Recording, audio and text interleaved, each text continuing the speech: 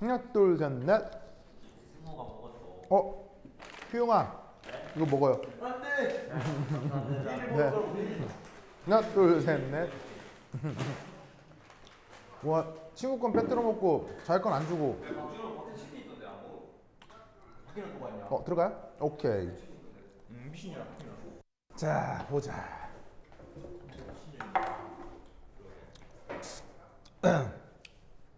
아유, 자, 이거 줄게요.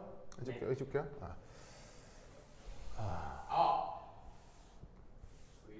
왜? 예. 저거 쓸데없는 소리가 터질 텐데. 뭐가요? 그래서 내가 그렇게 나. 그래? 손이 흐린다 너. 여러분, 그거 요즘 왜 일본의 독도 도발 별로 소식 없죠? 네, 일본만 밝히시고. 네. 일본에 그러다가 또 네, 왜 한동안 잠잠해질만 하면 뭐 독도 어쩌고 저쩌고 독도 뭐 망언하잖아요. 근데 요즘 좀 뜸하죠. 이유가 올림픽. 바로 우리나라 국방력이 일본을 추월했기 때문이에요. 진짜. 예. 우리나라 국방력이 지금 이제 일본을 추월해. 그러니까 지금은 어느 수준이냐면 객관적 지표가 비슷한 수준이고요. 곧 내년 후년부터 객관적 지표마저도 앞서요. 이렇게. 알겠죠? 지표 말고 딴 것도 있어요. 그러니까 이제 뭐가 있냐면 그게 있어요. 이제 예를 들어 이건 물가 같은 거예요. 물가. 예를 들면 탱크가 우리나라 탱크가 한 대에 60억 하거든요. 우리나라 이제 K2 전차가. 근데 이제 일본 탱크는 120억 해요. 한 대에. 무슨 말인지 알겠어요? 그러면 일본 탱크하고 우리나라 탱크의 전투력은 어떻게 되느냐? 전투력은 이쪽에도 높다고 평가가 돼요. 그러면 왜 얘네들은 이러냐? 바로 일본 사회가 비효율적이어서 비용이 너무 많이 드는 거예요. 이게 무슨 말이야? 왜냐하면 일본 사회 비효율이라고 하는 건 바로 일본의 비리. 그럼 얘가 왜 가격이 120억이나 되느냐? 이 가격에 각종 리베이트, 그다음에 뒷돈 이런 것들이 다 비용으로 포함되는 거예요. 그러니까 그런데 이제 전체 그 나라의 국방력은 뭐로 평가가 되냐면 이 비용으로 보통 평가가 되거든요. 그럼 당연히 일본은 이 비용이 지금까지는 더 크게 커요. 왜냐하면 일본 경제 규모가 우리나라보다 컸으니까. 거기는 땅덩이가 우리나라보다 5배가 넓고 인구도 우리보다 3배가 많아요. 일본은. 경제 규모는 큰 건 사실이에요. 그러니까 이것들을 다 더하면 객관적 지표, 이 지표는 당연히 일본의 군사력이 더 크죠. 하지만 이 모든 것에 일본은 거품이 너무 많이 들어가 있는 거예요. 그래서 실제 성능은 우리 쪽이 훨씬 높다라고 군사 전문가들이 많이 표현해요. 그래서 왜 여러분 밀떡이라고 하죠, 밀떡. 이게 밀떡이 우리나라만 있어요? 전 세계 많아요. 많거든요. 그러니까 이 사람들이 이제 그 약간 공적인 역할을 하는 사람도 있지만 사적인 영역에서도 밀떡들이 많은데 이 사람들의 이제 평가에 의하면 대부분의 평가에 의하면 우리의 전력이 이제 이미 일본을 앞서 갈락말락하는 수준이에요, 정말로. 그리고 몇몇 전력은 확실히 우리가 더 세고요. 그러다 보니까 진짜 극단적인 절대 뭐 그럴 일은 없겠지만 극단적인 경우는 우리가 대마도를 점령하면 된다는 얘기예요. 우리가 대마도 점령하면 일본은 어떻게 할 수 있는 방법이 없어요. 정말이에요. 그러니까 지금 전력이 그런 수준에 와버렸기 때문에 일본에서는 독도 어쩌고 얘기하기가 상당히 어려운 상황으로 온 거예요. 무슨 말 알겠죠? 근데 네. 우리나라도 똑같이 일본이 했던지 똑같이 반복할 수 있나요? 그러기에는 우리나라 사람들이 너무 좋은 사람들이에요. 일본이 했던 지랄을 그러니까 우리나라 사람들은 그러기에는 너무 선비들이에요. 네, 정말이에요. 그래서 사실은 일본이 했던 것처럼 우리가 일본에게 직접, 우리가 직접, 그러니까 뭐냐면 우리나라 사람들은 어떤 사람들이냐면요. 그러니까 옛날에 뭐라 개도구 뭐야? 호구요. 호구요. 뭐 그렇다기보다는 옛날에 있었던 일인데 저기 상해에 이제 일제시대 때 일본 육군의 대장이 새로 부임했어요. 그럼 이제 이 어떻게 되겠어? 의열단에서 출동해가지고 이제 보내버려야 될 거 아니에요. 그래서 이제 유명한 일화가 있는데 그래서 이제 이게 자기 차를 타고 갈 거 아니에요? 그래서 운전 기사가 있고 이게 육군 대장이 차고 차를 부응 가는데 이제 우리 요원들이 갔어요. 그래서 이제 폭탄 테러를 하려고 이제 폭탄 테러가 아니고 이제 하여튼 이게 처형을 하려고 폭탄을 딱 들고 여기다 탁 넣으면 되는데 순간 그럼 이 운전 기사도 죽을 텐데 하는 생각을 한 거예요. 당연한 거 아니야? 그래갖고 우물쭈물하다가 놓쳤어요. 이런 예가 우리나라에 되게 많아요. 이런 예가 되게 많아요. 네. 근데 그렇다고 우리나라 사람들이 말랑한 사람들은 아니에요. 여러분 백범일지 알아요? 백범일지? 네. 백범일지에 보면 어떤 얘기가 나오냐? 여러분 김구 선생이 어떤 사람인지 아세요? 네. 이분은 우리나라로 치자면요. 그러니까 이게 요즘 오사마 빈라덴급의 사람이에요. 오사마 빈라덴. 몰라요? 그 9.11 테러 일으킨 사람. 일으킨 사람이요? 네. 9.11 테러 알아요? 네. 미국에 쌍둥이 빌딩 해갖고 봉 했잖아요. 그거 지시한 사람이에요. 그 사람이 오사마 빈라덴이에요. 김구 선생은 이 급이에요. 그러니까 뭐냐면 이제 이 뭐냐면 일제시대 때 현상금 있어요. 현상금. 일제시대 때 현상금을 걸었던 완투쓰리가 있거든요. 그게 이제 누구냐면 원이 누구냐면 그게 김원봉 선생이에요. 네. 김원봉은 알아요? 네. 영화에 많이 나왔죠. 최근 영화에. 그렇죠. 예를 들면은 그 전지현이 나왔던 암살에도 김원봉이 나왔고, 그 다음에 그거 뭐냐면 공유가 나왔던 밀정에도 김원봉 선생이 나오고요. 그 다음에 두 번째가 김쿠 선생. 그리고 이제 세 번째가 이제 뭐냐면은 그 김삼룡이라는 사람이에요. 이 사람이 일제가 우리나라 그 독립운동가들한테 걸었던 이 뭐냐면은 그 현상금 완투쓰리거든요. 근데 우리는 이분만 알죠. 네. 왜? 저희 옆에 선생님 가르쳐줬어요. 둘 다 북으로 가셔서요. 네. 북으로 가셨어요. 네, 북으로 가셨기 때문에 우리 역사에선 잘 안 배우죠. 근데 일제가 현상금을 걸었다는 얘기는 우리한테는 좋은 사람이에요, 나쁜 사람이에요? 완전 좋은 사람이죠. 이때 이 사람들한테 걸렸던 현상금이 얼마냐면요. 그리고 이제 현상금이 얼마냐면 그때 돈으로 20만 원이에요. 그 당시 돈으로요? 네, 그 당시 돈으로 20만 원인데 이게 지금 가치로 얼마냐면요. 1,000억 정도에 해당한 돈이에요. 1,000억 정도에 해당한 돈이에요. 무슨 말 알겠어요? 오사마 빈라덴한테 걸렸던 현상금이 1억 달러예요. 1억 달러. 즉 요분들의 현상금이 오사마 빈라덴급의 현상금이 걸린 사람들이에요. 무슨 말 알겠어요? 그러니까 뭐냐면 자 미국이 그러니까 오사마 빈라덴한테 걸렸던 현상금이 1억 달러예요. 1억 달러. 그리고 김원봉, 김구, 김삼룡한테 걸렸던 현상금이 1억 달러 넘는다고요. 사실은 현상금이 이쪽이 더 셌어요. 일제가 무슨 수를 써서라도 죽이고 싶었던 그 세 명이 바로 이 사람들이에요. 무슨 말 알겠어요? 근데 오사마 빈라덴은 잡혀요, 안 잡혀요? 잡혀요. 네, 바로 12년 만에 잡히거든요. 12년 만에 잡혀서 처단되죠. 그런데 이 세 분은 잡혀요, 안 잡혀요? 일본 패망할 때까지 한 번도 잡히지 않습니다. 위대하신 분들이에요. 그래서 이 김원봉 같은 경우 어떻게 그 일제의 포위망을 피해갔는지가 여러분 영화 밀정 같은 데 잘 나와요. 그래서 영화 밀정에 보시면 영화 배우 그 누구냐 이병헌 영화 배우가 김원봉 역할을 했거든요. 그래서 그 김원봉 씨가 그 영화에서 어떻게 그 일제의 포위망을 피하기 위해서 은밀하게 활동했는지, 그리고 일제가 이 김원봉을 잡기 위해서 얼마나 많은 첩보작전을 폈는지가 그 영화에 나와요. 그래서 밀정 안 보신 분들은 꼭 보세요, 그렇죠? 네. 그래서 밀정과 그 다음에 전지현이 나왔던 암살, 요 두 영화는 꼭 보세요, 그렇죠? 네. 알겠어요?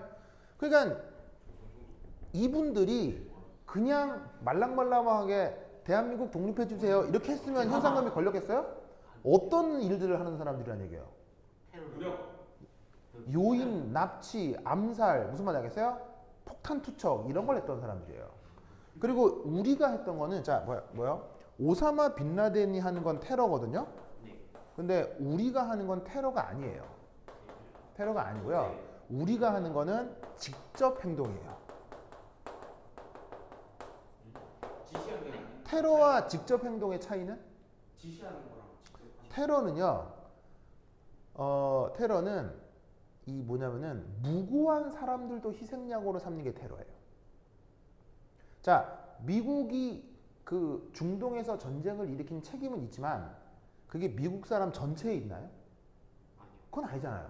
그 9일 쌍둥이 빌딩을 지나가던 뭐 12살짜리 꼬마애 미국 시민이지만 걔가 그 뭐냐면 아프간 전쟁의 원흉인가요? 아니잖아요. 하지만 테러는 그들마저도 다 타겟으로 삼는 게 테러예요. 근데 우리가 했던 독립운동의 직접 행동은요. 강령이 있어요. 강령. 바로 그 놈만 죽여야 돼요.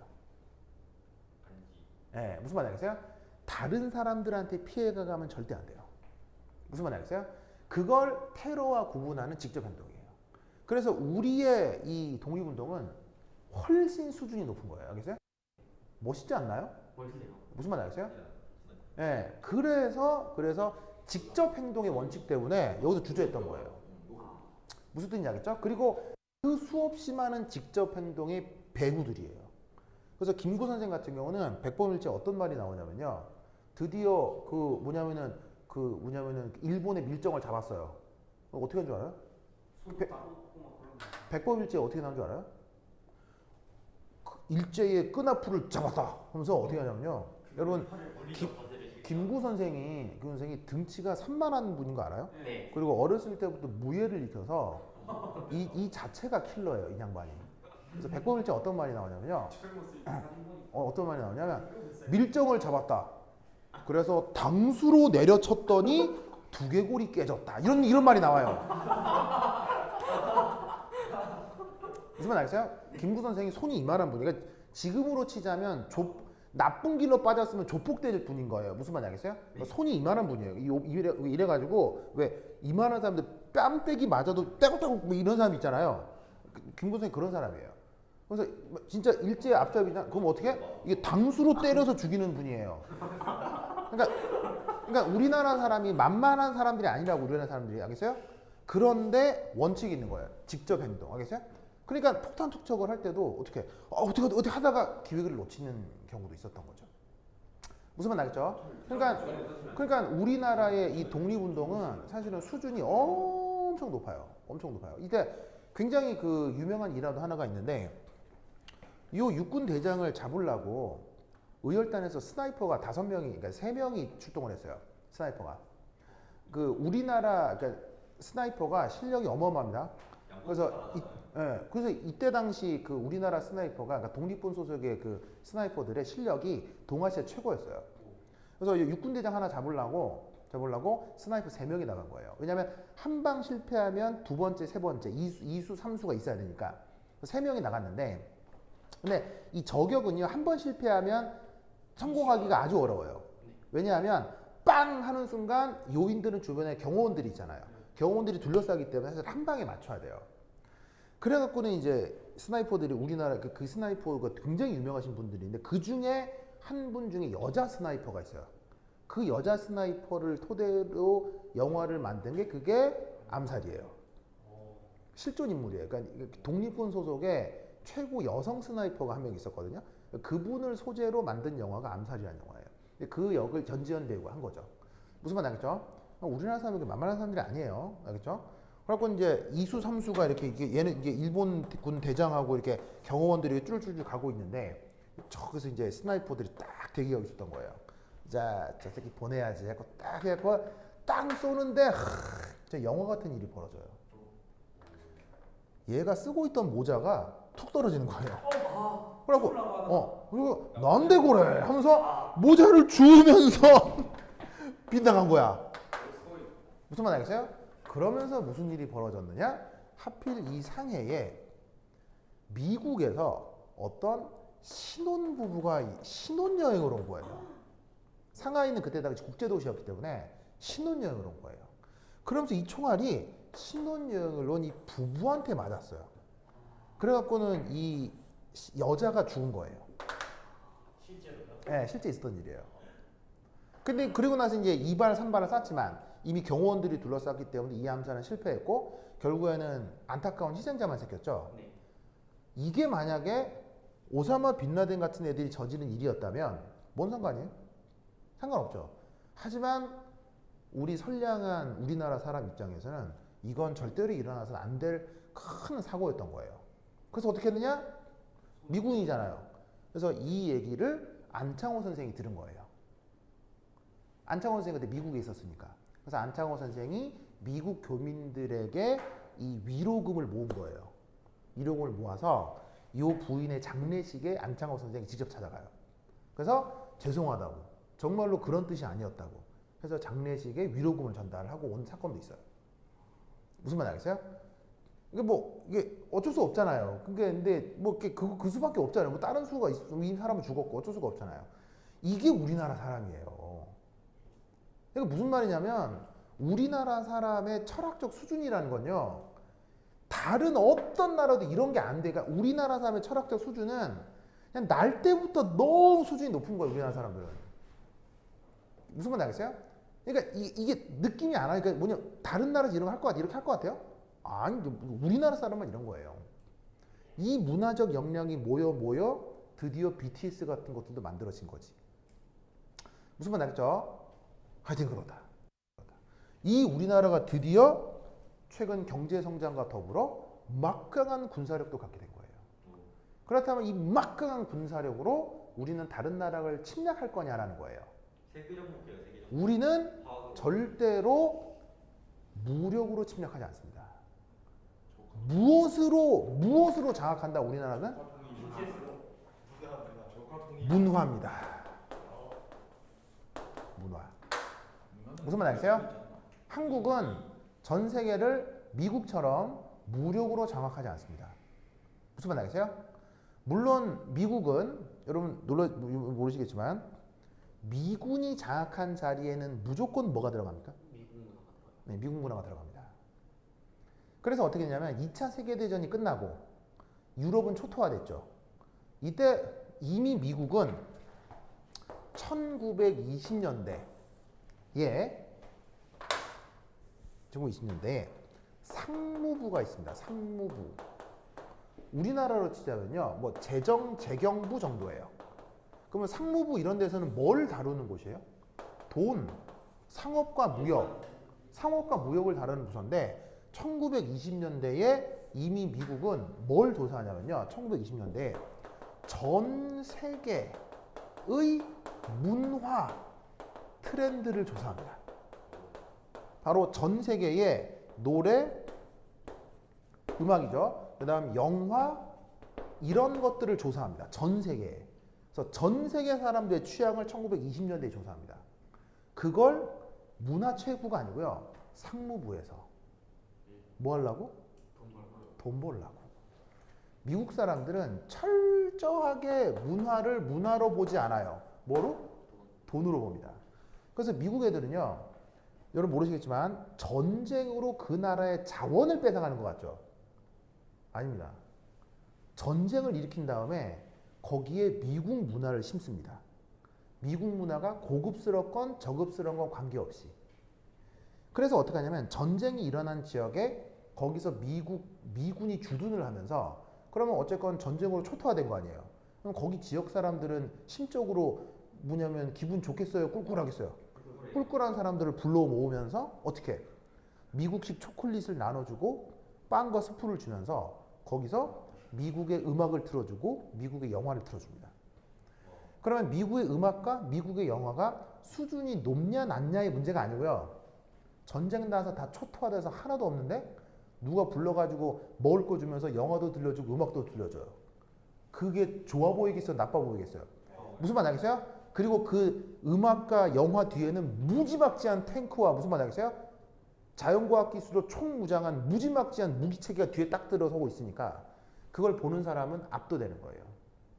그래서 전 세계 문화시장이 미국으로 통일됐던 거예요. 이 계획을 미국 애들은 이미 1920년대에 세우고 있었다고요. 무슨 말 알겠어요? 그러면 우리나라는 이런 계획을 세웠어요? 안 세웠어요? 우리는 이런 계획 무슨 말 알겠어요? 우리나라 사람이 그냥 안 하는 거예요. 우리나라 사람은. 이건 지금 정부의 계획은 미 정부의 계획인데 우리나라 정부는 이런 거 해요, 안 해요? 안 합니다. 그냥 우리나라 사람은요, 예를 들면 저기 방시혁 대표가 정부 사람이에요? 아니면 SM 대표가 저 이수만 씨가 뭐 국회의원이에요? 아니잖아요. 그들에게 정부 지원금이 있어요, 없어요? 없어요. 근데 그들은 전 세계를 장악하죠.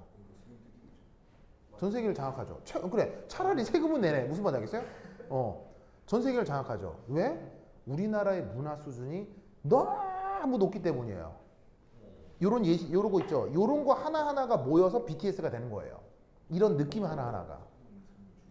무슨 말 알겠어요? 그러니까 우리나라는 정부가 나서지 않아도요. 그냥 우리나라 사람들의 수준 자체가 너무 높아서 문화적으로 전 세계를 장악하게 될 거예요. 무슨 뜻인지 알겠습니까? 그래서 우리는 굳이 총칼을 가지고 남을 침략할 필요가 없는 거예요. 그래서 전 세계에 우리나라 말을 배우려는 사람들이 많아요, 적어요. 엄청납니다. 엄청납니다. 한국 우선 생긴 것보다. 왜? 왜? BTS 때문에 BTS의 한글 노래를 이해하려고 전 세계 수많은 젊은이들이 한국말을 배우려고 하는 거예요. 그러면 그 사람들이 당연히 한국말을 배우면서 당연히 한국 제품에도 관심을 갖겠죠. BTS 영어로 부르는데. 무슨 뜻인지 알겠죠? 무슨 뜻인지 알겠죠? 그러니까 우리는 총칼을 가지고도 다른 외국을 침략한 일단위는 없다 이런 말이죠. 아시겠죠? 아시겠죠? 그런데 내가 이 얘기를 갑자기 왜 했느냐? 왜 했느냐? 바로 이러한 무기 체계 중에 인간이 사용할 수 있는 가장 막강한 무기 체계 중에 하나가 뭐예요? 그게 바로 12시간 신고했죠. 잠수함입니다. 12시 20분. 잠수함. 보이세요? 네. 잠수함? 그러면 우리나라의 잠수함 수준은 어떻습니까? 높아요. 우리나라 잠수함 수준은요, 전 세계 탑 오브 더 탑 클래스입니다. 그래서 미 해군에 한국 잠수함 대응 전담 부대가 따로 있습니다. 뭐야? 왜냐하면 한국 잠수함이 전 세계 해군을 초토화시킨 사건이 있어가지고 무슨 말이냐, 초토화시켰어요. 한국 잠수함 한 대가 미 해군 잠수함 13대를 침몰시켜 버린 적이 있어요. 예. 예? 왜 침몰시켰느냐? 바로 림팩이라는 전 세계적인 해군 훈련이 있어요. 이 훈련에서 모의 전투를 해요. 모의 전투가 뭐냐면, 자, 잠수함은 적을 어떻게 잡아요? 적을 탐지한 다음에 어뢰를 쏴서 부서뜨리거든요. 그래서 이때 저 림팩이라고 하는 훈련은 뭐냐면, 숨어 있다가 적을 탐지하고 탐지할 때 음파를 쏴요. 그럼 음파 신호를 쏜 다음에 그때 걔를 맞추는 어뢰를 보낼 때 어뢰 음파가 또 따로 있어요.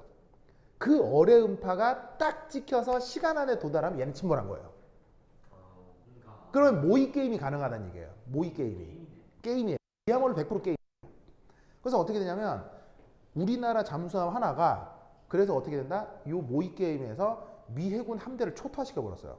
항공모함 절단하고요. 이지스 다 박살났어요. 무슨 말인지 알겠어요? 그리고 중요한 건 잠수함은 그 자체가 약한 거예요. 그래서 잠수함은요, 한 번 발각되면 끝장이에요.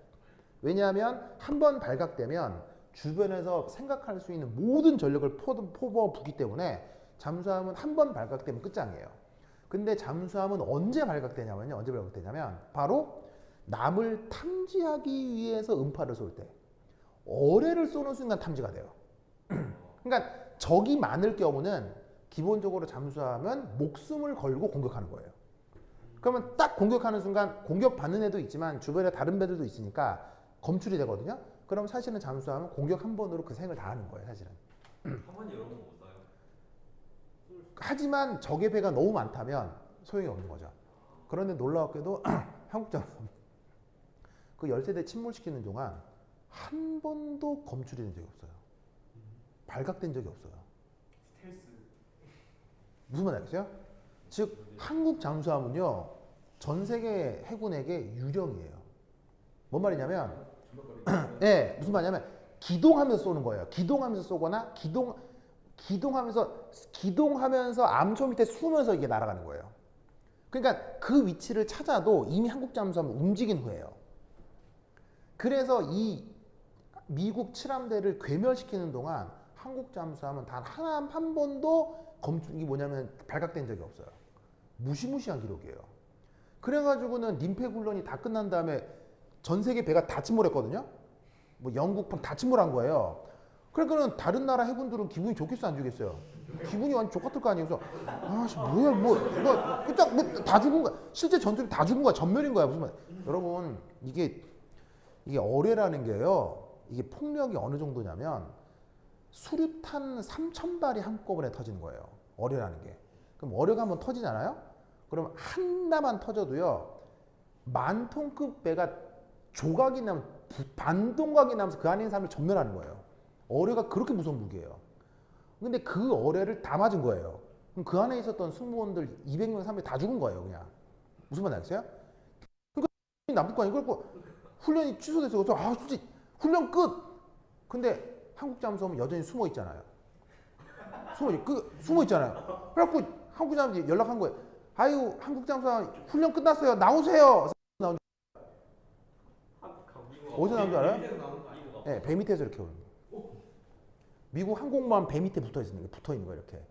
거기서 이렇게 푹 올라오는 거예요.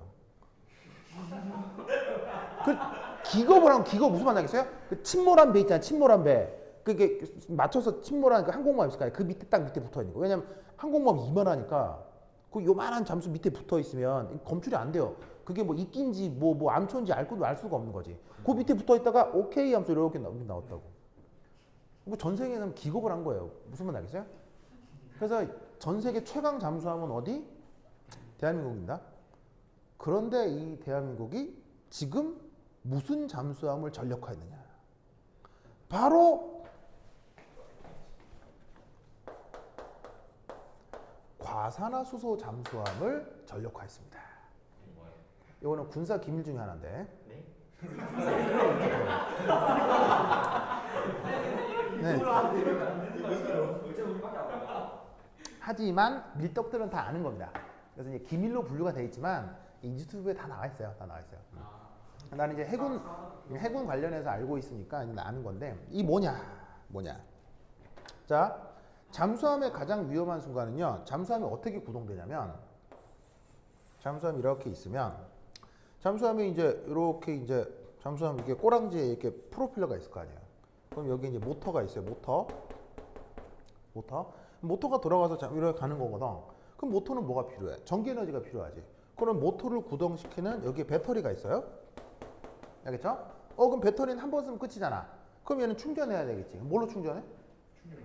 여기에 뭐가 들어가 있냐면 여기에 디젤 엔진이 들어가요. 그래서 디젤 엔진이 쿨쿨쿨쿨 돌아가면서 이렇게 이제 충전을 시키는 거예요. 그래서 충전이 충분히 되면 이걸로 모터가 들어가서 잠수함이 구동되는 게 이게 디젤 엔진 방식의 잠수함이에요. 그러면 디젤 엔진이 돌아간다는 얘기는 반드시 뭐가 필요하다? 산소가 필요하다는 얘기죠. 왜? 여기서 석유를 쓴다는 얘기니까. 무슨 말 알겠어요? 그럼 물속에서 산소를 어떻게 얻어? 못 얻지. 그래서 어떻게 하냐면요. 못 얻지. 그래서 어떻게 하냐면 필요할 때마다 이렇게 해갖고 이렇게 산소를 포집하는 이 빨대를 위에 올려서 산소를 빨아들이는 거예요. 그래서 디젤 엔진을 돌리고 이 배터리를 충전하는 거예요. 무슨 말 알겠어요? 그런데 이 순간이 디젤 엔진 잠수함에게는 어떤 순간이겠어요? 가장 위험한 순간인 거죠. 왜냐하면 잠수함은 안 보여서 무서운 건데 이거 보이는 거 아니야? 이거 보이는 거 아니야? 이 순간이 바로 디젤 엔진 잠수함에게 가장 위험한 순간이에요. 그래서 이것을 피하기 위해 개발한 것이 그게 바로 과산화수소 잠수함이에요. 바로 석유에다가 과산화수소를 섞어서 연소시키는 거예요. 그럼 어떤 일이 벌어지냐면 과산화수소는 무슨 반응을 해? 이 반응을 하는 거예요. 과산화수소는 상태가 액체거든요. 액체니까 부피가 커요, 작아요? 부피가 작아요. 그럼 액체가 물이 되면서 산소 기체가 나오니까 과산화수소를 사용하게 되면 그걸 과산화수소를 싣고 가면 이런 게 필요 있어요, 없어요? 없다 이런 말이지. 그래서 이 과산화수소 잠수함에 대한 아이디어는 최초 어디서 만들어졌다? 어떻게 알아요? 바로 2차 세계대전 때 독일이 이 과산화수소 잠수함을 처음 생각을 해내요. 그래서 약간의 설계까지 갔다가 실패합니다. 왜? 이 과산화수소 잠수함은 굉장히 자체적으로 위험합니다. 왜 위험하냐면 과산화수소는 이 스스로가 익스플로시브해요. 네, 이 자체가 폭발성이 있어요. 그럼 이 말은 과산화수소가 그럼 이제 뭐냐면 그 여러분 집에 있는 과산화수소 수 있죠. 그건 몇 퍼센트짜리냐면 5%짜리예요. 1에서 5%. 굉장히 물을 잔뜩 넣어서 물이 98% 정도고요. 과산화수소가 2% 정도이기 때문에 집에 있는 그 의료용으로 사용하는 과산화수소는 억수로 희석이 된 거예요. 근데 과산화수소가 30% 정도만 돼도 폭발성이 있어요. 터져요. 그런데 얘는 아주 고농도의 과산화수소일 거 아니에요. 얘는 잘못 다루면 전쟁도 해보기 전에 잠수함 터져서 죽는 거예요. 그 관리가 안 돼서 독일이 이제 그때 당시 2차 세계대전 때는 아직 기술이 모자랐던 거죠. 그래서 아이디어만 있다가 설계를 못했어요. 드디어 작년 재작년에 우리나라에서 설계가 완성이 되고 지금 열심히 만들고 곧 전력화 직전입니다. 무슨 말 알겠죠? 그래서 우리나라에 이제 과산화수소 잠수함이 실전 배치될 계획인데 이제 과산화수소 잠수함을 넘어서 그 다음은 무슨 잠수함입니까? 바로 핵 잠수함입니다. 그래서 우리나라로 이제 곧 핵잠을 갖게 될 가능성이 아주 높아요. 무슨 말 알겠죠? 그렇죠? 바로 이 안에 디젤 엔진이 들어가는 게 아니고요. 자, 어쨌건 충전하면 되잖아요.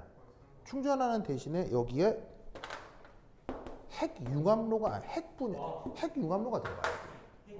바로 핵발전소가 들어가 이 안에. 핵발전소. 무슨 말 알겠어요? 핵발전소가 조그맣게 들어가는 거예요. 그러면 핵연료는 한 번 충전하면 몇 년쯤 쓸 수 있어요? 핵연료를 한 번 충전하면 한 70년 쓸 수 있거든요. 그럼 얘는 한 번 핵연료를 탑재하면 70년 동안 뭐 이렇게 아무것도 안 해도 돼요.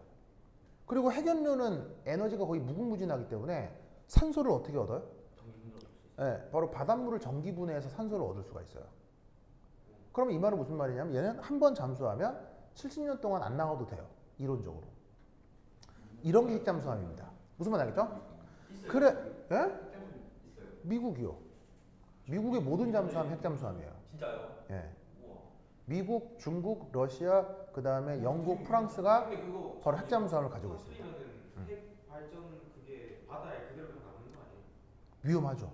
터뜨리면 안 되겠다. 위험하죠. 네, 위험하죠. 터뜨리면 안 되겠다. 무슨 말 알겠죠? 그래서 이 핵잠수함, 그러니까 정확하게는 핵 추진 잠수함이에요. 그래서 핵 추진 잠수함. 그러니까는 그 핵 발전소라는 거 있죠? 그 발전소를 싣고 달리는 거예요. 그렇죠? 그러니까 얘는 영원히 달릴 수가 있죠. 그럼 얘 같은 경우는 공기도 필요 없고 영원히 한 번 숨으면 끝장이에요.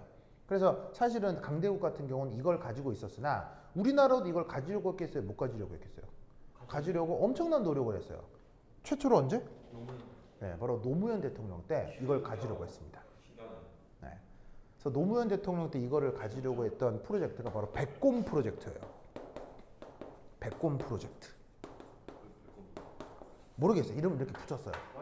근데 이 백곰 프로젝트는 공개적 프로젝트겠어요? 엄청나게 은밀한 프로젝트였겠어요? 은밀하게. 왜? 우리나라가 핵잠수함을 갖는 걸 다른 나라들이 좋아할까요? 싫어할까요? 당연히 가장 싫어할 나라는? 니뽕, 내뽕, 니뽕. 알겠어요? 당연히 미국도 별로 좋아하지 않겠죠. 그렇다면 우리나라에는 일본과 미국의 간첩들이 많아요, 적어요? 우리나라는 무지막지하게 많아요. 무슨 말 알겠어요? 그 일본과 미국의 스파이들이 바로 이 백곰 프로젝트를 공개해버려요. 그래서 당연히 그때 당시 야당에서 엄청난 공격을 합니다. 무슨 놈의 우리가 뭐 핵잠수함이냐 막 해가지고는 이 프로젝트가 무산이 되죠. 그리고 무산이 될 수밖에 없었던 이유는 노무현 대통령은 지지율이 높았어요, 낮았어요? 극도로 낮았죠. 그러니까 야당이 공격하면 어떻게 해볼 수가 없는 거예요. 하지만 지금 정부는 지지율이 높아요, 낮아요? 무지막지하게 높죠. 무지막이 높고, 아니 이건 내가 거짓말하는 게 아니고요. 정말입니다. 이게 객관적 수치로 나오는 거라. 이게 뭐냐면 대통령 지지율이 기본적으로 몇 %예요? 20%대면은 정말 좋은 거거든요. 대통령 지지율이 20%면 정말 높은 거예요. 진짜요? 역대 대통령 말기 지지율은 20%대예요. 박근혜 이명박 대통령은 말기 때 한 3%뭐 이랬거든요. 5% 이랬거든요. 지금 대통령 임기 1년도 안 남았는데 지지율이 얼마예요? 48%막 이래요. 46%. 대한민국 역사상 단 한 번도 있어 본 적이 없는 지지율이에요. 그러니까 어떻게 되냐면 현 정부는 어떻게 되겠어요? 야당이 공격하거나 말는 건 현 정부는 국민의 지지가 있기 때문에 이런 프로젝트를 진행할 수가 있는 거예요. 생각해봐요. 우리가 국방력이 강해지면 니뽕 내뽕은 좋아하겠어요? 싫어하겠어요? 싫어하죠. 정말 싫어하겠죠. 그럼 걔네들의 스파이가 우리나라에서 공작을 하겠어요? 안 하겠어요? 하죠. 엄청나게 하겠죠. 그럼 그 공작이 맥히면 우리나라가 이런 그 뭐냐면은 국방력이 강해지지 못할 거 아니에요.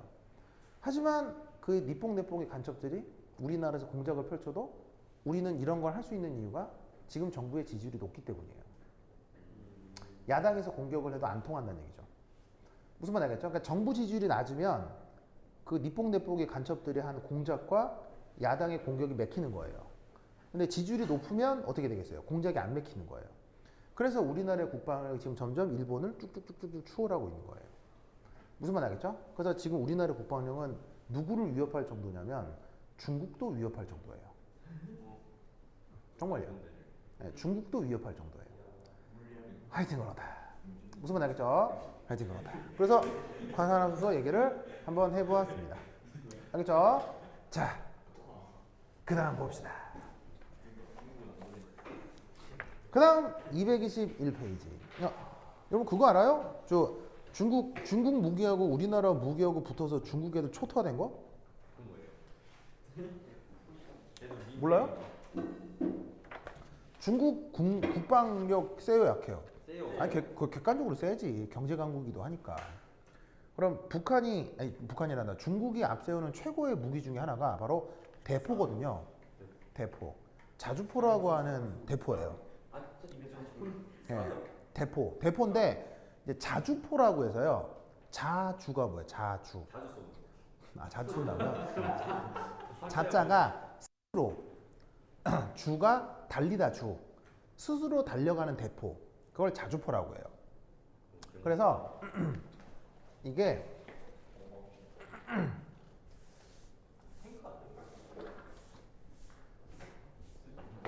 탱크는 생긴 게 이렇게 생겼고요. 탱크는 훨씬 빨라요. 근데 자주포는 이렇게 생긴 거예요. 그리고 좀 느려요. 무슨 말 알겠어요? 느려요. 네. 이리아 카드에서 본 적이 있는데. 네, 무슨 말 알겠죠? 그리고 이제 탱크는 당연히 자체가 튼튼하겠어요, 약하겠어요? 자체가 아주 튼튼하고요. 얘는 상대적으로 조금 더 약한 거예요. 그리고 쏠 때 사정거리가 좀 짧을 거고요. 얘는 무슨 말 알겠어요? 그러니까 대포에다가 바퀴를 달아둔 거야. 탱크처럼. 그러니까 얘는 사실은 탱크라고 하는 건 이게 주목적이고요. 재빨리 이동해서 육상을 장악하는 게 이게 목표고요. 얘는 이게 중요한 게 아니고 이게 중요하다고. 무슨 말 알겠어요? 그러면 이런 자주포 중 탑 오브 더 탑은 어딜까요? 우리나라에 탑 오브 더 탑은 독일. 알겠죠? 자, 독일 자동차 잘 만들죠? 독일이 또 잠수함도 잘 만들죠? 그리고 독일 기술 좋아요, 안 좋아요? 무지막지하죠? 그 독일 자주포가 갑 오브 더 갑이에요. 갑 오브 더 갑이에요. 무슨 말 알겠어요? 근데 가격이 너무 비싸요. 한 대 200억 해요. 너무 비싸요. 무슨 말 알겠어요? 너무 비싸요. 이때 우리나라가 개발한 자주포가 최근 개발한 자주포가 K9 자주포인데 K9 자주포가 60억이에요. 60억. 그런데 탱크도 60억이라. 예, 거기랑 비슷해요. 요 60억 정도 하는데 성능이 어떻게 되느냐? 성능이 요 녀석의 50% 정도예요. 두대 만들면 되는 거예요. 그렇지. 무슨 말이냐면 이 독일 자주포에 대해서 성능이 50% 되는데 가격이 60억이니까 어떻게 되겠어요? 네, 뭐냐면 두세 대를 살 돈인 거예요. 두세 대를. 그럼 두세 대를 사면 이걸 앞지르는 거죠. 그러면 상품의 관점에서는 이게 나온 거예요, 이게 나온 거예요. 무슨 말인지 알겠어요? 그래서 지금 K9 자주포가 전 세계에서 엄청나게 물량이 들어오고 있거든요. 근데 이 자주포 하면 또 뺄 수 없는 게 또 중국이에요. 그래서 중국은 또 러시아 자주포가 좋거든요. 소련, 러시아라고 하는 게 사실은 군사 강국이기 때문에 그 러시아의 옛날 자주포를 중국이 개량해서 중국의 자존심을 걸고 만든 자주포가 있어요. 그것도 나쁘진 않아요. 그런데 이 두 자주포가 붙었어요. 어디서? 어디서? 바로 인도에서요. 여러분 인도하고 중국하고 싸우는 거 알아요? 모르겠어요? 여러분 세계 지도상 중국 이렇게 있으면 인도 이렇게 있죠. 뭐가 맞닿아 있어요? 국경이 맞닿아 있어요. 여러분 모르시겠지만 인도하고 중국은 전쟁했던 적도 있는 거 알아요? 국경 요거 때문에 전쟁했었어요. 그 정도로 인도하고 중국은 예민해요.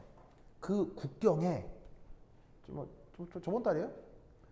바로 중국 자주포하고요.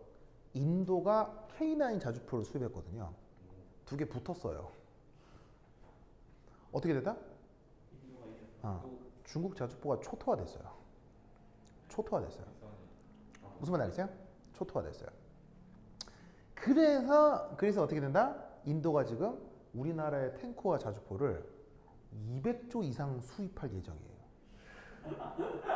왜냐하면 인도는 큰 손이에요, 작은 손이에요? 큰 손이에요. 네, 인도는 되게 이상한 나라인데 인도는 극빈층도 있지만 이건희 같은 재벌이 수두룩 빽빽한 나라, 이상한 나라예요, 여기서요? 그래서 인도는 경제 규모가 무지막지하기 때문에 오케이 하면은 무슨 말 알겠어요? 무지막지하게 수입하는 나라예요. 그래서 인도가 사실은 중국하고 되게 껄끄럽거든요. 왜 또 껄끄러울 수밖에 없냐면요. 인도가 또 은근히 중국에서 수입을 또 많이 해요. 중국이 물건을 잘 어느 정도 만들잖아요. 근데 인도는 또 이게 뭐냐면 이렇게 경제적으로 이 공산품이 좀 부족한 나라예요. 그러다 보니까는 이 두 나라는 되게 좀 뭐라고 해야 되지? 애증의 관계예요. 그러니까 인도는 중국 물건을 수입할 수밖에 없는데 국경 문제로 싸우기도 하고 좀 애매해요. 그러니까는 둘이서 완전 치고받고 싸울 수는 없고 국경에서 인도 입장에서는 방어를 튼튼히 할 어떤 그 정도면 되는 거죠. 이때 독일 거보다 K9 자주포가 가성비가 좋다는 얘기예요. 그래서 K9 자주포를 잔뜩 수입할 예정인 거죠. 무슨 말 알겠어요? 이게 자주포의 성능은 이거예요. 성능은 이거예요. 잘 봐. 내가 얘랑 싸워. 그럼 내가 싸우는 데 있어서 가장 걱정이 되는 건 뭐야? 뭐냐면 내가 얘를 때렸는데 얘도 확 닥치고 와서 나를 때려. 그럼 내가 얘를 때리는 건 기분 좋지만 내가 얘를 맞는 건 싫잖아. 그럼 모든 싸움에서 마찬가지지. 그럼 싸움에서 가장 중요한 건 뭐야? 얘를 한 방에 죽여버리는 거. 그게 모든 전쟁의 핵심인 거예요. 무슨 말 알겠어요? 그러려면 이 자주포에 어떤 기능이 있냐면요. 자주포에는 이런 기능이 있어요. 어떻게 하냐면 네, 자주포에 이런 기능이 있어요. 바로 이겁니다. 얘를 이렇게 해요. 얘를 어떻게 하냐면 얘를 높게 들어서 포를 높게 들어서 뻥 한번 쏴요. 그리고 살짝 낮춰서 뿡 한번 쏴요. 낮춰서 뿡 한번 쏴서 얘네가 동시에 도달하게 하는 거예요. 무슨 말 알겠어요? 이게 현대 자주포 기술의 핵심이에요. 근데 저 가는 도중에 막 피할 수도 있잖아요. 예. 그것도 가능해요. 그것도 가능한데 우선 이 포가 한 번에 다 떨어져 버리면 이게 자주포는 얼마나 무서운 무기냐면요. 하나 떨어지잖아요. 그럼 여기서부터 1km가 초토화가 돼요. 네, 1km가 초토화가 되는 거예요. 무지막지한 폭탄이에요. 자주포 대포는요. 한 번 떨어지면 떨어진 1km 내가 다 초토화예요. 그러면 그게 한 번에 다 세 개가 떨어지면 이 주변은 어떻게 된다는 얘기예요? 완전 없어진다는 얘기예요. 독일 대포 최고 장점이 이게 5개까지 한꺼번에 돼요. 5개가 한꺼번에 돼요. 독일 얘 대포가 5개가 한꺼번에 기계적으로 제어가 돼서 그러니까 독일은 기계 기술 최고죠. 그러니까 독일차가 최고잖아. 그러니까 이거 다 기계적 장치지. 이거를 다 기어 계산해가지고 맞물려 계산하고 막 해가지고 이걸 딱딱 맞추는 거 독일이 세계 최고야. 그러니까 이게 한꺼번에 5개가 되는 거야. 5개가. 그러면 이 무지막지한데 뭐 5개가 한꺼번에 꽉 하면 거기는 그냥 구석지대가 되는 거야. K9 자주포가 이게 3개까지 돼요. 그런데 가격이 3분의 1이야. 그럼 뭘 사겠냐는 거지. 그러니까 뭐냐면 내가 봤을 때는 우리나라 국방과학기술연구소에서 이게 독일처럼 못 만들어서 3개까지 한 건 아닌 것 같아요. 근데 이게 능력이 많아지면 많아질수록 비싸질 수밖에 없잖아요. 그러니까 거기서 그렇지. 이게 모든 제품은 기능이 하나 추가되면 가격이 팍팍 오르잖아. 거기서 한국국방과학기술연구에서는 이걸 계산했을 거예요. 가격대 성능 비하겠어요? 그래서 나온 게 K9 자주포예요. 그러니까 우리나라 사람들의 능력이라는 게 엄청나다고. 선생님 근데요 대포가 왜 굳이 바퀴가 있나요? 아까도 얘기했잖아요. 공격하고 나서 반격받는 게 제일 중요하다고요. 그러면 생각해봐요. 우리는 우리는 고전 물리학을 다 배우죠. 네. 그러면 궤적이 있잖아요. 그러면 하나 떨어지고 2개 떨어지고 3개 떨어진 것에 궤적을 하면 이 좌표를 바로 알 수 있어요. 무슨 말 알겠어요? 적도 바보가 아니라고요. 그럼 포탄이 떨어진 궤적으로부터 날아온 위치를 알 수 있어요. 그럼 어떻게 된다? 포탄 떨어지자마자 바로 여기서 폭격하면 되는 거예요. 어느 위치로 공군 폭격, 알겠어요? 그럼 공군 폭격은 비행기가 날아오는 건데 아무리 빨라도 비행기보다 빠를 수는 없잖아. 그래서 대포의 가장 큰 문제는 위치를 발각되는 게 제일 위험한 거예요. 그런데 기존 대포는 예를 들어서 이게 만약에 이런 식으로 남북전쟁 때 썼던 대포라고 치자. 대포는 역할이 정확하게 여기에 가야 되죠. 그럼 정확하게 가려면 얘가 어떻게 된다? 이 바닥에 완전하게 잘 붙들려져 있어야 돼요.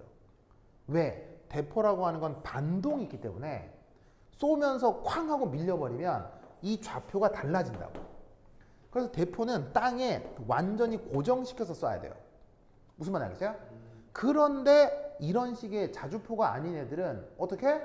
고정시킨 다음에 이 고정시키는 것도 이게 산에 돌 이런 데 고정해야 되니까 이 대포 포병들은 대포를 고정시킬 때 드릴로 뚫어서 박아서 고정시키는 거예요. 근데 대포는 한 번 쏘면 위치가 발각된다고 했죠. 쏘자마자 또 날아오는 거예요. 그럼 이걸 피해야 되겠지? 그럼 이걸 빼고 놀트봇 해갖고 이걸 또 도망가야 될 거 아니야. 편하겠어요? 불편하겠어요? 그래서 이렇게 만들어진 거예요. 방금까지 계산해서 하면 그래서 그렇게 만들어진 거예요. 그게 자주포예요. 그러니까 얘는 이 자주포의 핵심은 뭐냐면 쏘고 나서 바로 도망가는 거예요. 위치가 발각되면 안 되는 거예요. 그래서 자주포가 현대전에서는 정말 중요한 거예요. 도망가는 거 예측해서 맞으면 어떻게 해요? 예측 어떻게 해요? 모든 거 하는 거예요. 예측 어떻게 해요? 뒤쪽으로 쏘면 되잖아요. 뭐 이렇게 할 수도 있고 이렇게 할 수도 있고 뭐. 좀 찍어야죠. 중경 생각하면 8분의 1. 그만큼 이제 확률이 떨어지겠죠. 근데 상대가 날아오는 시간 동안 1km를 갈 수 있어요. 뭐가? 시속 1km거든요. 이거 굉장히 빨라요. 1시간 동안 날아오면. 자주포가 시속 70km까지 나와요. 아 진짜요? 되게 빨라요. 뭐야? 그러니까 요즘 기술이 좋아져서 엄청나게. 그때 무슨 말 알겠죠? 네. 그럼 1분이면 도망가네. 네, 금방 갈 수 있어요. 금방 도망. 근데 비행기는 못 피하는 거죠. 그러니까 만약에 이렇게 서 있잖아요. 그럼 비행기한테는 밥인 거예요. 그러니까 자주포라고 하는 게 무조건 있어야 되는 거죠. 현대전에서는. 알겠죠? 뭐 하여튼 그렇다.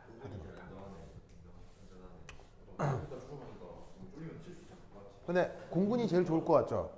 근데 공군은 최대 단점이 뭐예요? 최대 단점이 너무 비싸요. 너무 비싸요. 너무 비싸요. 여러분 있잖아요. 예? 비행기 많이 비싸요. 비행기 자체가 비싼 것도 비싼 건데 비행기는 유지비가 너무 많이 들어요. 유지비가 너무 많이 들어요. 얼마나 많이 드냐면 여러분 집에 자동차 있죠? 엄마 아빠 자동차 있죠? 거기 한 번 주유하면 얼마 들어가요? 10만 원. 뭐 끼끼해봐야 10만 원 미만으로 들어가잖아요. 10만 원까지 들어가면 좀 되게 큰 차고요. 내 차 같은 경우도 한 얼마 들어가? 내 차는 맞다. 내 차는 디젤이라서 만땅 채우면은 한 8, 9만 원 나오거든요. 근데 비행기는요. 만땅 채우면 얼마인 줄 알아요? 500만 원 나오는데 그 500만 원짜리 기름 얼마에 쓰는 줄 알아요? 10분. 네? 10분. 전투기는요. 만땅 채우면 500만 원인데 기름이 10분 만에 다 써요. 어쩐지 사천에서 자꾸 그런 거 하더라. 무슨 말 알겠어요? 예, 네, 무슨 말 알겠어요? 그러니까 비행기 자체도 비싸지. 최첨단 전투기 같은 경우는 한 대 1,300억 정도 하기 때문에 자체도 비싼데 이걸 운용하는 비용이 너무 많이 들어요. 그래서 비행기가 무조건 좋은 게 아니에요. 그렇죠? 예, 있어야 되긴 하지만 비행기는 너무 비용이 많이 들어서 미국 같은 나라나 막 쓰는 거지 그렇지 않은 나라는 쉽지가 않아요. 반면 우리나라는 비행기 운용 효율이 좋을까요? 안 좋을까요? 좋아요. 엄청 좋습니다. 왜? 현재 우리나라 경제가 아주 좋기 때문에. 알겠죠? 우리나라 경제 지금 엄청 좋거든요. 그러니까 우리나라의 이제 세입이 굉장히 좋아요. 그래서 사실은 우리나라 이 뭐냐면 공군 운용률은 거의 미군에 맞먹어요.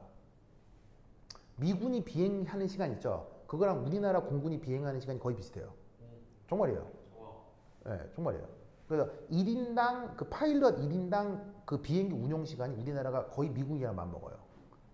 미국이 더 많잖아요. 그거는 워낙 비행기도 많고 워낙 파일럿도 많고 하니까 많은 거 절대적으로 1인당은 거의 비슷해요. 무슨 말 알겠죠? 네, 하여튼 그렇다. 우리나라 만만한 나라가 아니다. 알겠어요? 우리 과거에 그런 족밥이 아니다. 알겠죠? 네, 하여튼 그렇다.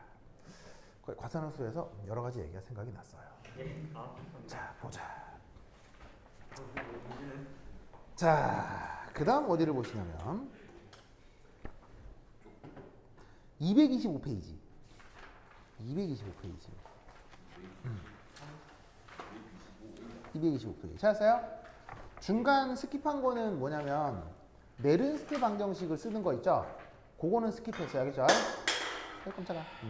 그래서 네른스트 방정식은 다음에 조금 해보도록 하겠습니다. 알겠죠? 자, 지금 해볼 225페이지의 7챕터 제목이 프랙티컬 배터리죠? 네.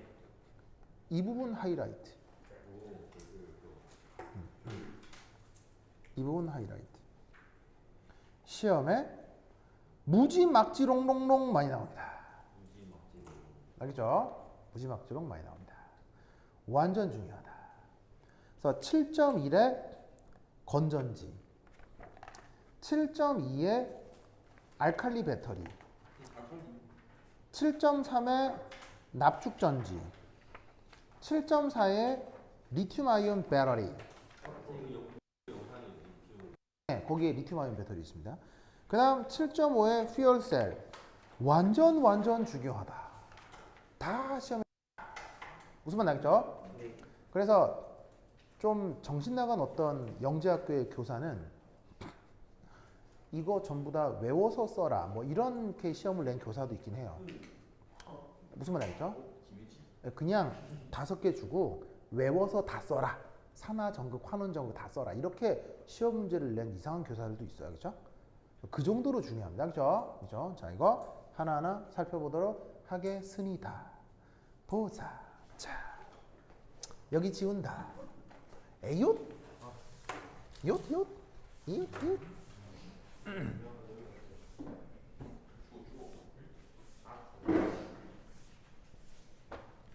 아이고.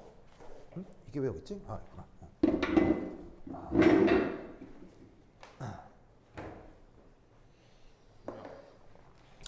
자, 7챕터.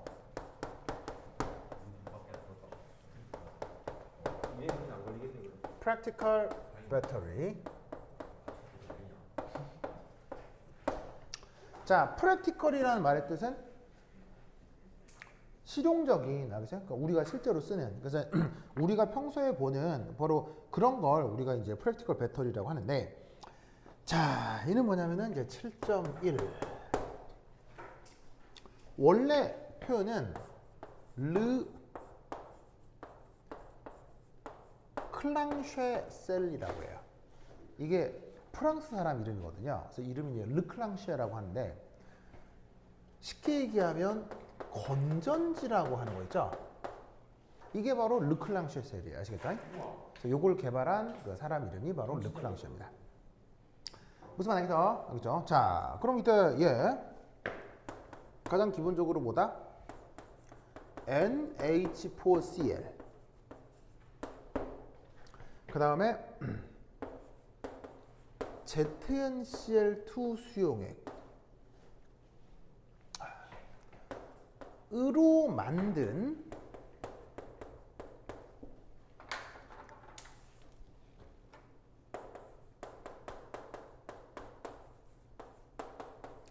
모이스트 파우더가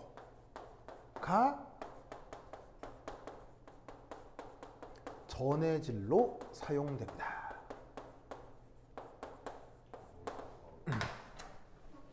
자, 이게 무슨 말이냐면요.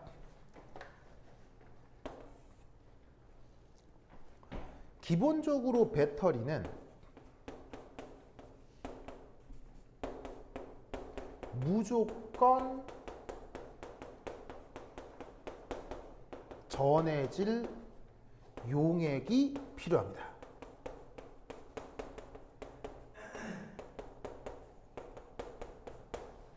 자, 전해질 용액이라고 하는 게 뭐냐면 그 이온들이 움직여 나갈 수 있는 용액을 전해질 용액이라고 하는 거예요.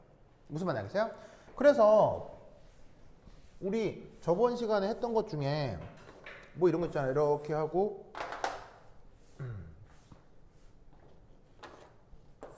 이렇게 한 다음에 여기다가 캐드뮴 AG 한 다음에 AgCl 해갖고 이렇게 배터리 만들었던 거 기억나요? 네. 그럼 여기에 수용액 있잖아요. 그 수용액의 역할은 뭐냐면 여기서 캐드뮴 이가 플러스 그 다음에 여기에 있는 저 전자가 이동을 한 다음에 여기서 Cl-가 빠져나오고 기존에 있었던 Ag 플러스는 움직여서 석출이 되고 뭐 이런 거 했었잖아요. 네. 그러면 반드시 여기서 뭐가 벌어져야 되냐면 이 배터리는 무조건 이온들이 어쨌건 움직여야 된다고요. 그래서 없던 이온이 생기거나 아니면 기존에 있던 이온이 반응하거나 이게 움직여가야 반응하거나 말거나 할 거 아니야. 그러니까 배터리는 무조건 이온이 이동할 수 있는 용액이 필요하다고. 그걸 뭐라고 한다고? 전해질 용액이라고 해. 무슨 말 알겠죠? 그런데 이 전해질 용액이 보통은 항상 액체인 거지.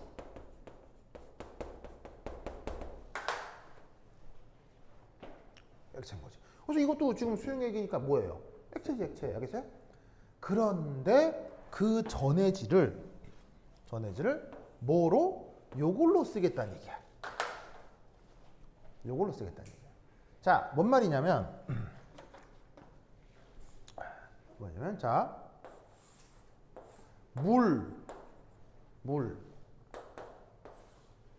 밀가루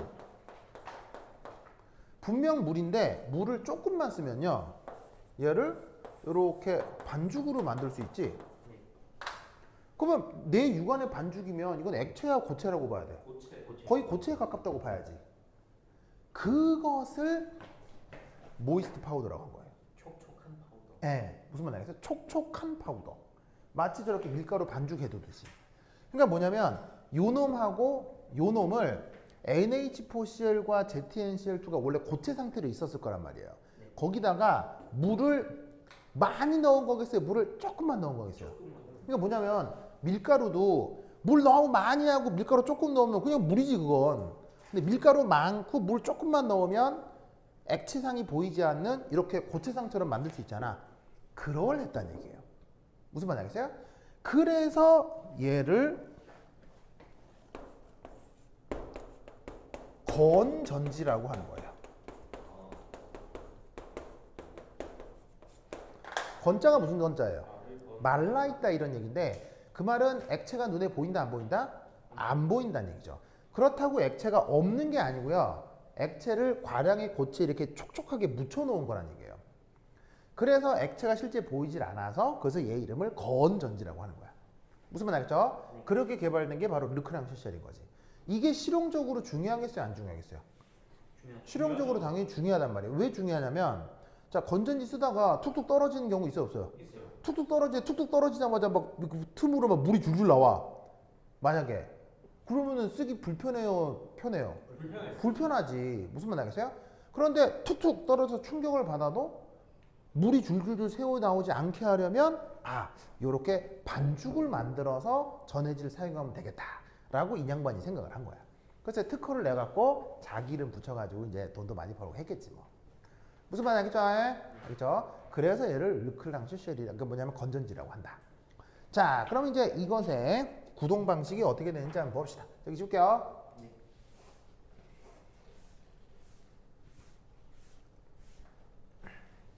8, 8, 8, 8. 자, 이것은 어떻게 되는 것이냐? 자, 두 번째.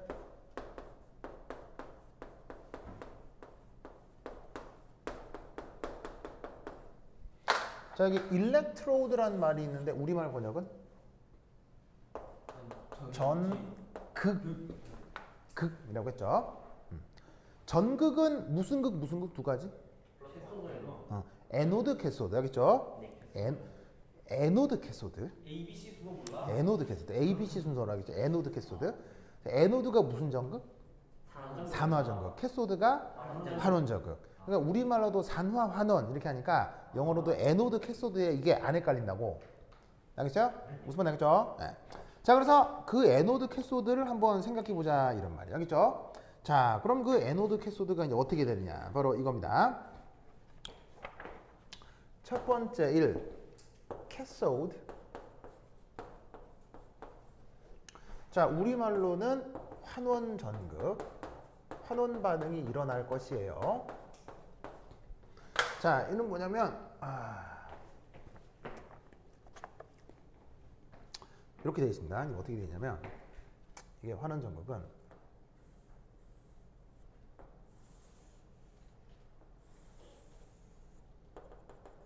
건전지 잘라봐야겠다. 건전지요? 이게 뭐냐면 탄소봉이라고 되어 있어요. 탄소봉. 자, 봉이라고 하는 것의 구조적 특징은 뭐예요? 이렇게 길쭉하게 생긴 걸 봉이라고 하잖아요. 그럼 여기서 탄소봉이라고 하는 게 쉽게 얘기하면요, 연필심이라는 얘기예요. 연필심. 아니, 연필심 이게 연필에서 연필 쭉 뽑으면 이렇게 막대기처럼 이렇게 시커멓게 이렇게 길쭉하게 있을 거 아니에요. 그거를 썼다는 얘기예요. 아시겠죠? 그리고 이 연필심의 주변에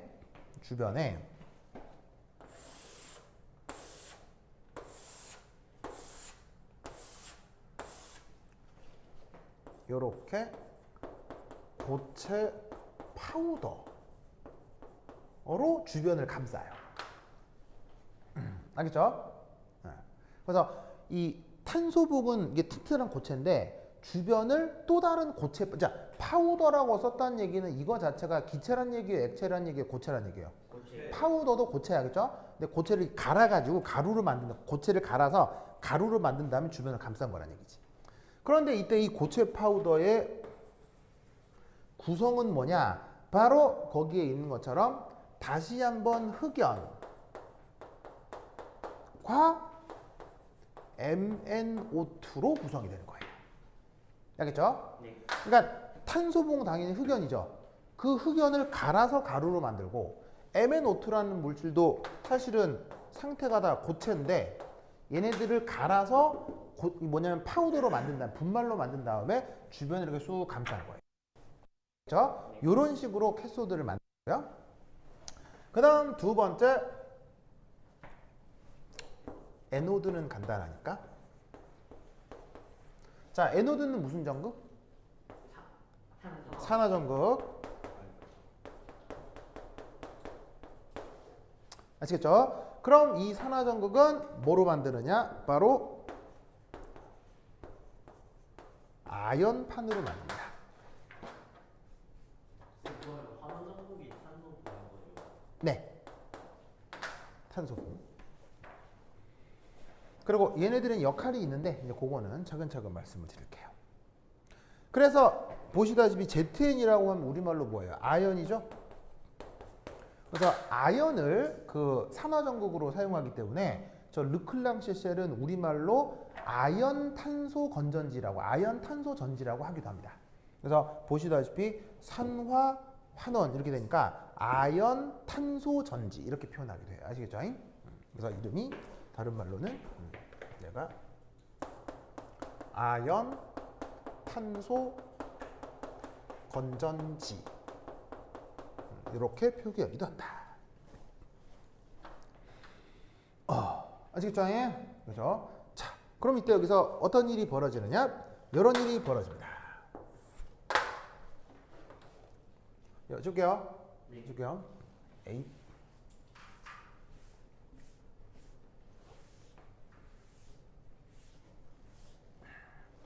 바로 세 번째 셀 리액션. 자, 실제로 어떤 반응이 벌어지는지 한번 생각해 보자 이런 말이죠. 알겠죠? 자, 우선 첫 번째 일 캐소드. 여기서 뭔 일이 벌어지는지 한번 살펴보자 이런 말이에요. 요겁니다. 바로 요렇게.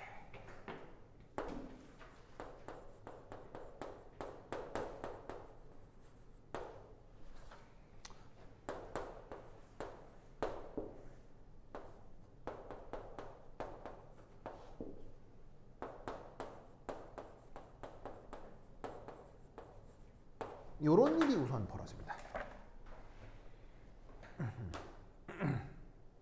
보이세요? 네. 저런 일이 벌어집니다.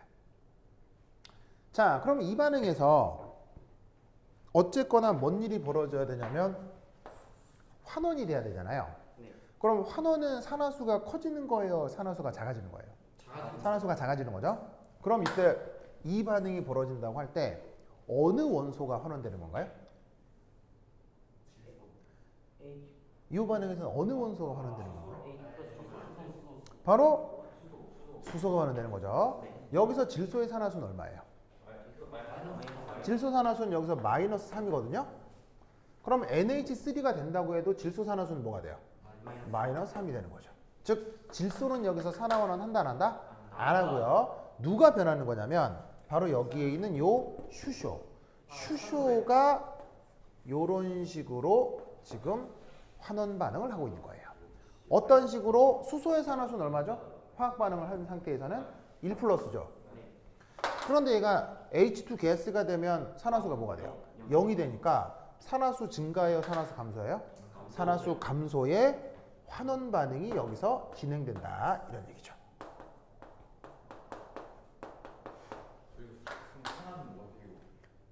곧 이따가 할 거예요. 산화는 얘가 돼요. 얘가 돼요. 알겠죠? 아시겠죠? 네. 자, 그러면 그래 하는 김에 이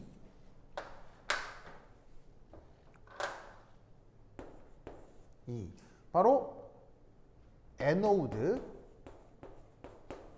얘는 산화 반응이죠. 그러면 산화 반응에서는 산화 전극에서 무슨 일이 벌어지냐? 바로 여기는 아연. 얘가 아연 2가 플러스가 되면서 수용액 쪽으로 녹아 들어오고 전자가 생성이 되는 이런 반응이 에노드에서 벌어지는 거예요. 네. 무슨 말 나겠죠? 알겠죠? 그래서 이 르클랑슈 셀은 기본적으로 누구와 누구의 반응이다? 바로 아연과 수소 사이 반응인 거예요. 그래서 보시다시피 아연이 영가 상태에서 2 플러스가 되는 뭐가 진행되는 거예요? 산화가 되는 건데 그것이 수소가 환원되는 거랑 페어링이 되면서 배터리가 구동이 되는 거죠. 종서크? 힘내주세요. 알겠죠? 알겠죠? 뭐라고요? 동성이 눈뜬 거예요. 어떻게 눈 뜬 거라고요? 자, 근데 이때 여기서 아주 재밌는 일이 벌어집니다. 바로 뭐냐면은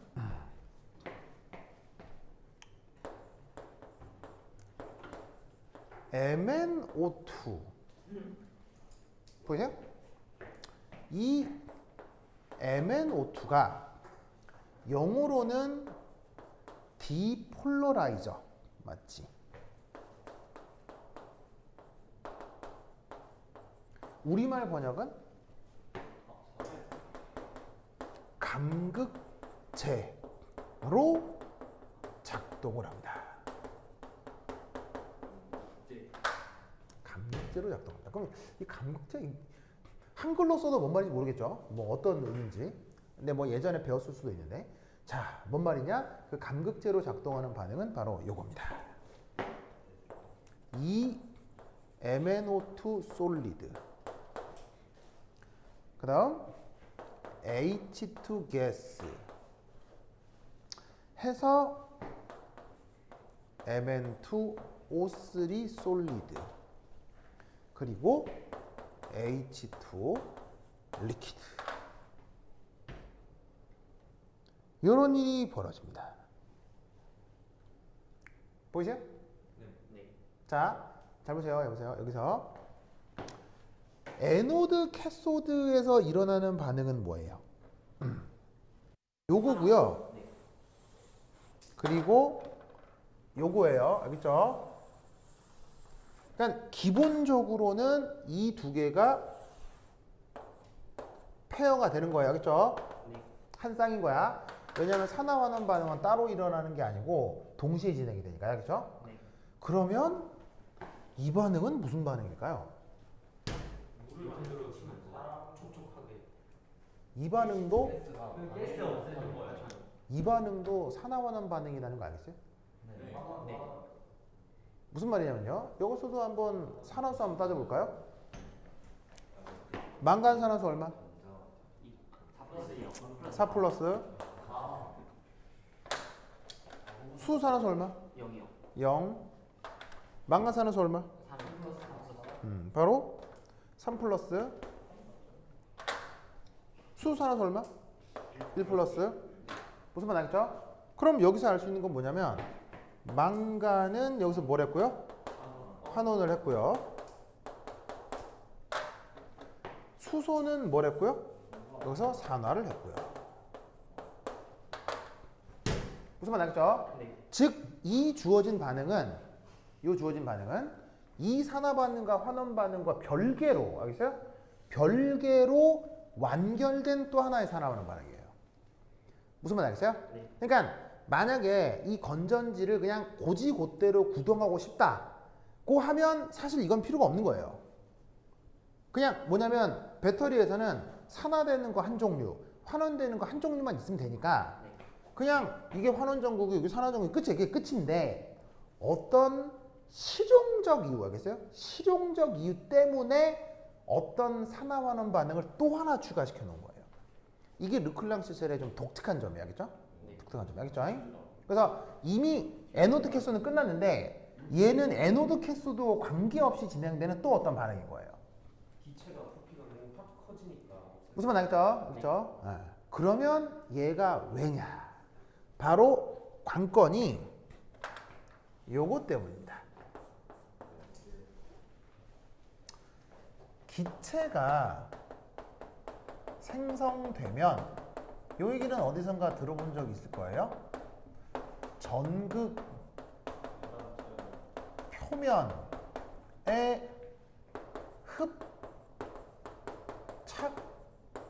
흡착되어 어떻게 된다? 전기 저항이 어떻게 되겠어요? 커지는 일을 벌일 수가 있는 거예요. 무슨 말 알겠죠? 사실은 그냥 수소와 아연만 있으면 완결된 반응이에요. 그러니까 뭐냐면 그 화학 원리적으로는 수소와 아연만 있으면 되는 거예요. 그냥 알겠어요? 그래서 이 뭐냐면 그렇게 구동이 끝난 건데 그런데 공학적 관점에서는 얘가 좀 편리하게 써야 되고 그 다음에 돈이 되게 해야 되잖아요. 네. 그런데 만약에 화학 원리적으로 수소와 아연만으로 배터리를 구성하면 배터리를 쓰면 쓸수록 수소 기체가 내부 저항을 키울 거란 말이에요. 네. 그럼 배터리 구동이 잘 되겠어요? 안 되겠어요? 잘 안 되겠지. 효율이 떨어질 거 아니야. 그러면은 원리적으로는 가능하지만 실용적으로 소비자들의 클레임이 생기겠지. 네.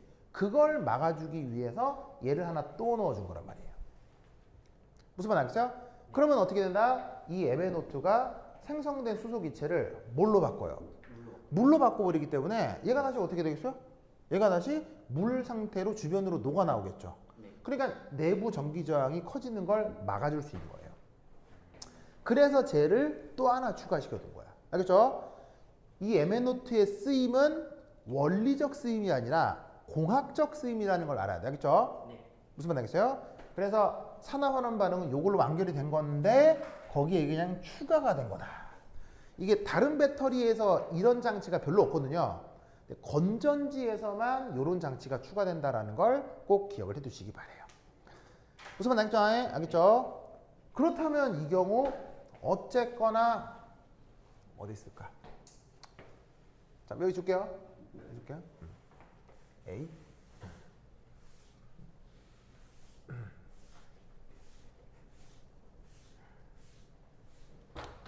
어쨌거나 세 번째 전체 반응은 이걸 다 더하면 되겠죠 뭐. 알겠죠? 어쨌거나 얘도 일어나는 반응이니까요. 그럼 얘를 다 더하면 되겠지? 자, 뭐를 맞춰서 산화되고 환원되는 전자를 어떻게? 개수를 맞춰서 이 경우는 그냥 그대로 쫙 더해주면 되겠네. 알겠죠? 그러면 얘 딱 더해주면 전자 2개 소거되고 요렇게 바로 더하면 만들어진 수소기체 바로 소거되고 알겠죠? 그래서 얘를 쪽쪽쪽 더하면 최종 결과가 요거가 되겠습니다. 바로 요렇게 반응식 좀 기네. ZN 솔리드 더하기 2MnO2 솔리드 2NH4 플러스 AQ 그 다음 ZN2 플러스 AQ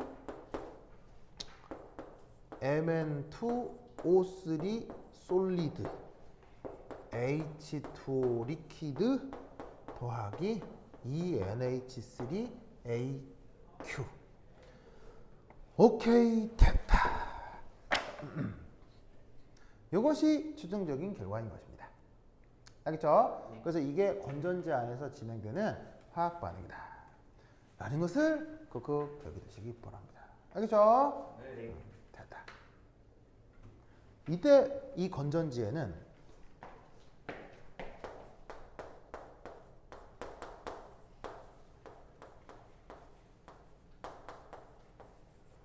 이게 있습니다. 자, 디스어드밴티지 우리말 번역이 그거 단점.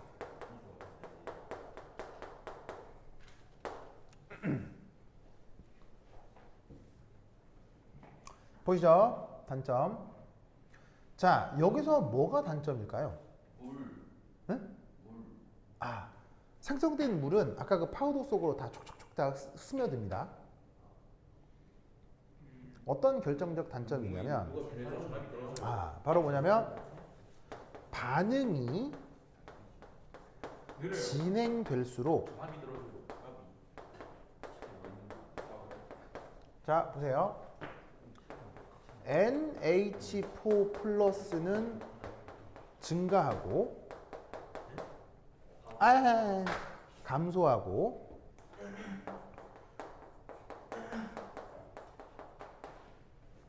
바로 ZN2 플러스와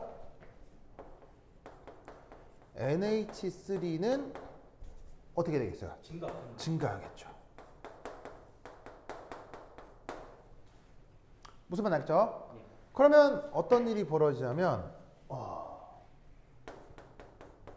정반응 자발성이 커질까요? 작아질까요? 자발성이 감소합니다. 뭐 때문에? 르샤틀리의 원리.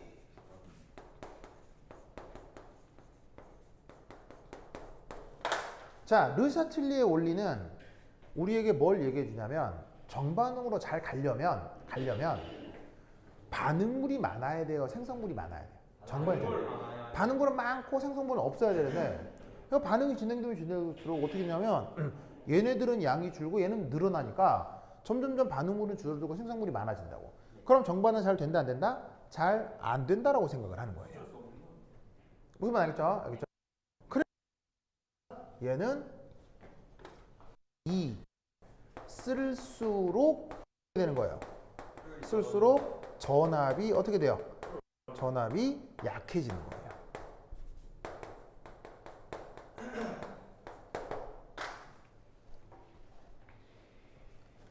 무슨 말 알겠죠? 네. 그러니까 이 건전지를 사서 쓰다 보면 점점 불빛이 어떻게 되는 거예요? 처음에는 밝았다가 쓰면 쓸수록 점점 불빛이 흐릿해지는 거지. 네. 그럼 이건 이제 소비자 입장에서 좀 뭐 이래 좀 이럴 거 아니에요. 그래서 개발된 게 이걸 극복하기 위해 개발된 게 그게 바로 한 장 넘기면 바로 226페이지 알칼라인 배터리 바로 에너자이저라 이런 말이에요. 그래서 이걸 극복하기 위해서 만들어진 게 바로 에너자이저다. 무슨 말 알겠죠? 알겠죠? 그렇다면 이 에너자이저 구성이 어떻게 되느냐? 다 화장실을 다녀서 지금요. 지금 몇 시죠?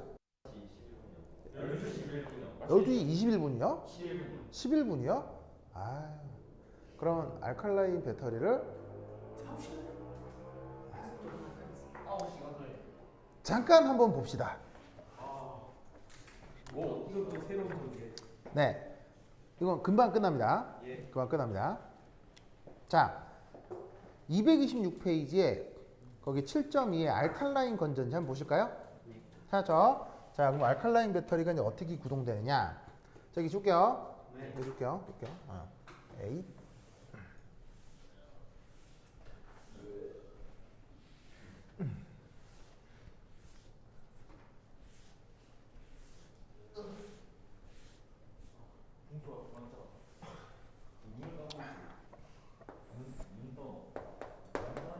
출점이 뜬 거야. 알칼라인 드라이셀.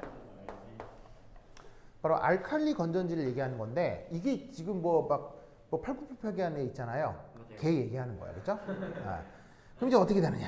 혼자 사고 치는데. 어떻게 되느냐? 자, 으로 나타나는 셀 반응을 한번 생각해 볼게요. 요걸 이제 살펴보는 게 중요하거든요. 여기서도 당연히 뭐가 있겠어요? 에노드, 캐소드가 있겠죠? 네. 그럼 진행 캐소드 환원 반응이 어떻게 되느냐? 이 MnO2가 물이 있는 상태에서 환원이 돼가지고는 Mn2O3가 됩니다. 그리고 OH-가 자, 그리고 말 자체가 알칼라인이니까 네. 액성이 산성이란 얘기예요, 염기성이란 얘기예요? 액성은 염기성. 아시겠죠? 그래서 염기성이기 때문에 주변이 OH- 위주로 지금 반응식이 완결이 되는 겁니다. 알겠죠? 네. 그럼 여기서도 이게 캐소드에서의 환원 반응인지를 확인을 해보려면 MnO2의 산화수가 얼마예요? 망간의 산화수가 얼마예요? 여기서 4 플러스고요. MnO2에서는 3 플러스죠. 네. 오, 확실히 이런 식으로 뭐가 됐어요? 환원이 됐다라는 걸 알 수 있죠. 알겠죠? 네. 자, 그 다음 두 번째 에노드. 에노드에서는 산화 반응이 진행을 해야 되는데 누가 산화 반응이냐면 바로 ZN 솔리드가 네. OH- 조건에서 왜 OH-죠? 왜 OH- 조건이죠? 지금이 염기성 조건이니까 알겠죠? 염기성. 그럼 얘가 많을 거 아니야. 네. 그럼 이 아연은 이 많은 OH- 속에서 뭔 일이 벌어지냐면 바로 ZnOH2가 되는데 이게 상태가 고체예요. 그리고 전자 두 개가 산화가 되는 거죠. 그럼 이 산화는 염가인데 ZnOH2에서 OH 수산 1- 음이온이잖아요. 그러니까 여기서 아연의 산화수는 뭐가 되겠어요? 2 플러스. 그럼 보시다시피 염가가 2 플러스가 되는 건 산화의 환원이에요? 산화지. 아시겠죠? 네. 그러면 이것으로부터 마찬가지로 전체 반응. 자, 전체 반응은 어떻게 해주면 되겠어요? 산화되고 환원되는 전자를 어떻게? 일치시키면 되겠죠? 네. 그러면 위아래를 그냥 그대로 더하시면 되겠네요. 네. 그럼 최종적으로는 이렇게 쓰여집니다. ZN 솔리드, MnO2 솔리드, H2O 리퀴드, ZnOH2 솔리드, Mn2O3 솔리드. 이게 전체 반응이 되는 거예요. 알겠죠? 네. 그러면 여러분 아까 르클랑슈의 셀의 전체 반응과 알칼라인 드라이 셀의 전체 반응의 결정적 차이점이 뭐예요? OH 뭐죠? 농도가 일정하게 유지돼요. 아 고체고 수용기 아니라는 거죠? 정답. 이야 무슨 말이냐면요. 잘 보세요. 잘 보세요. 잘 보세요. 맞네. 여기서는 봐봐요. 짜자자잔, 짜자자잔, 짜자자잔 여기 등장하죠. 네. 그런데 이 전체 반응 속에서는 AQ가 있어요, 없어요? 없어요. 없다. 무슨 말 알겠어요? 그럼 이 말은 무슨 말이겠어요? 얘는 수용액 중 모든 농도가 뭐해진다는 얘기예요? 일정이지. 농도가 불변이에요. 그럼 이 말은 어떻게 되겠어요? 배터리가 구동될 때 농도가 변하는 일이 있다 없다? 없어요. 없기 때문에 아 이게 진행이 될 때는 물질이 소모가 된다 하더라도 그러니까 뭐냐면 자 봐 이렇게 있는 분필의 밀도가 있을 거 아니에요. 이 분필의 밀도와 요 분필의 밀도는 같아요 달라요? 똑같지 뭐 고체는 알겠어요? 그러니까 얘가 이렇게 있다가 소모돼서 없어질지언정 이놈의 밀도는 변해 안 변해? 안 변하니까 소모돼서 없어지겠지만 고체들이 없어지겠지만 밀도가 변하는 것은 아니니 전위는 달라진다 똑같아진다? 전위는 똑같아지는 거예요. 물론 얘가 결국 싹 소모되면 전위가 어떻게 되겠어요? 0이 되겠지. 그러니까 뭐냐면 르클랑시 셀은 전위가 어떻게 되냐면 쭉 쓰다가 이게 질질질질질 이렇게 되는 거예요. 근데 얘는 어떻게 되냐면 쭉 쓰다가 뚝 없어지는 거예요. 그러면 상품이 이게 건전지를 샀는데 이게 다 된 거야 안 된 거야 바꿔야 돼 말아야 돼 이게 나 아니면은 쭉 쓰다가 안 되네 그럼 바꾸자 어떤 게 나? 이게 훨씬 쓰기 편리하다 이런 말이에요. 무슨 말 알겠어요? 네. 그래서 얘를 알칼라인 드라이 셀이라고 하는 거예요. 무슨 말 알겠죠? 네. 그래서 이런 결정적 차이가 있다라는 것을 격격 기억해 두시기 바랍니다. 오케이 됐다. 아 그런가요? 그럼 여기까지. 다음 시간에 안녕. 너무 감성적이에요. 아 그런가요? 고마워요. 실수 줄여주세요.